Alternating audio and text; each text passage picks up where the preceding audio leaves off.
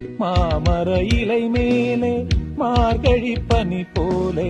பூமகள் மடி மீது நான் தூங்கவோ